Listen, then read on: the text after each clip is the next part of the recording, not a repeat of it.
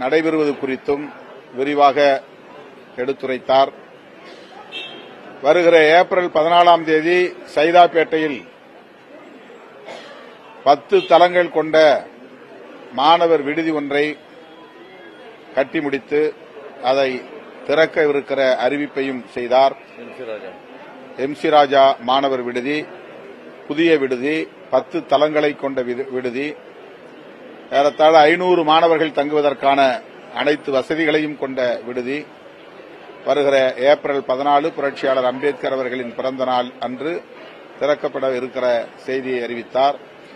அதேபோல அரசு ஊழியர்களுக்கு பதவி உயர்விலே இடஒதுக்கீடு அளிப்பது தொடர்பான அரசமைப்பு சட்டம் 16(4)A விதியின்படி புதிய சட்டம் இந்த கூட்டத்தொடரிலேயே நிறைவேற்றப்படும் என்பதையும் மாண்புமிகு முதல்வர் அவர்கள் உறுதியளித்திருக்கிறார். தமிழ்நாடு முழுவதும் தலித் மக்களுக்கு எதிராக இழைக்கப்படுகிற வன்கொடுமைகளில் பாதிக்கப்படுகிற மக்கள் மீதே வழக்கு பதிவு செய்யும் போக்கு தொடர்கிறது. அதில் அதிகாரிகள் செயல்படும் போக்கு என்பது கவலை அளிப்பதாக இருக்கிறது என்பதை விடுதலை சிறுத்தைகள் கட்சியின் சார்பிலே சுட்டிக்காட்டி மாண்புமிகு முதல்வரின் கவனத்திற்கு அதை கொண்டு சென்றிருக்கிறோம். அதேபோல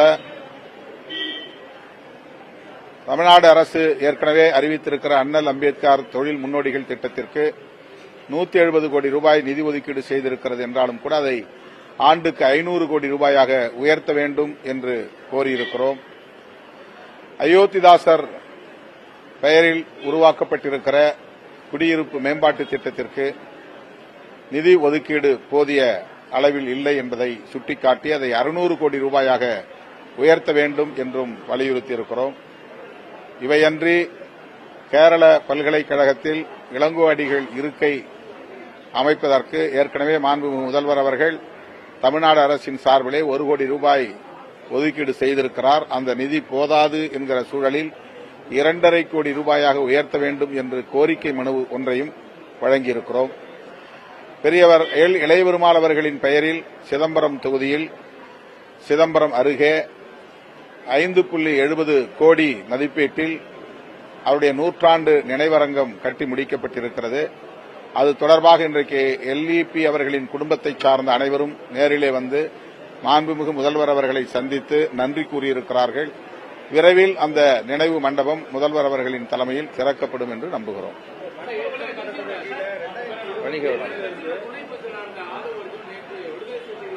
அது சம்மதிங்க. அது என்னது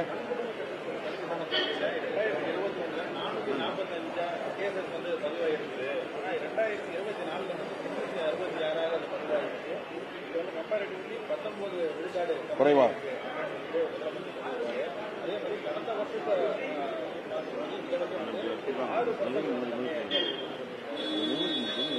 வன்கொடுமை தடுப்பு நடவடிக்கையில் அரசு தீவிரமாக கவனம் செலுத்தி செயலாற்றி வருகிறது என்பதை சுட்டிக்காட்டும் வகையில் இந்த புள்ளி விவரங்களை அவர் குறிப்பிட்டிருக்கிறார்.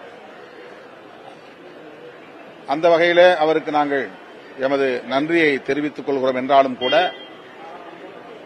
ஒப்பீட்டளவில் பிற மாநிலங்களில் நடைபெறும் வன்கொடுமைகள், வட இந்திய மாநிலங்களில் நடைபெறும் வன்கொடுமைகளைப் போல, குறிப்பாக உத்தரப்பிரதேசம் போன்ற மாநிலங்களில் நடைபெறும் தலித் மக்களுக்கு எதிரான வன்கொடுமைகளைப் போல தமிழகத்தில் தென் மாவட்டங்களில் அதிகரித்து வருவதை பலரும் உறுப்பினர்கள் சுட்டிக்காட்டியிருக்கிறார்கள். அவற்றை கட்டுப்படுத்துவதற்குரிய நடவடிக்கைகளை அரசு மேற்கொள்ளும் என்று நம்புகிறோம்.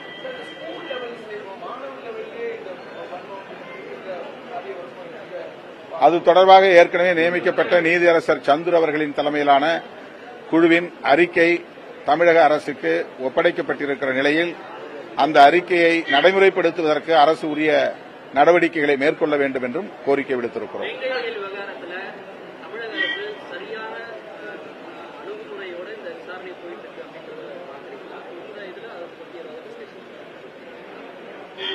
ஏற்கனவே இது குறித்து நாங்கள் விரிவாக முதல்வர் அவர்களிடத்திலும் தலைமை செயலாளர்களிடத்திலும் பேசியிருக்கிறோம்.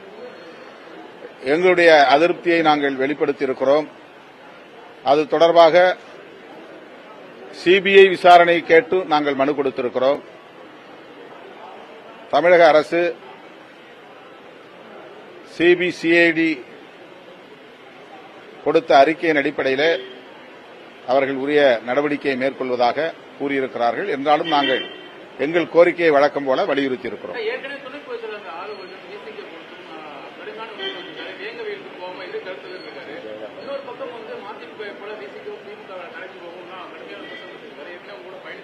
ஏற்கனவே எமது கட்சியின் சட்டமன்ற உறுப்பினர் தோழர் சிந்தனை செல்வன் மற்றும் ஆலூர் ஷானவாஸ் போன்றவர்கள் இதற்கு பதிலளித்திருக்கிறார்கள். அந்த விளக்கமே போதுமானது.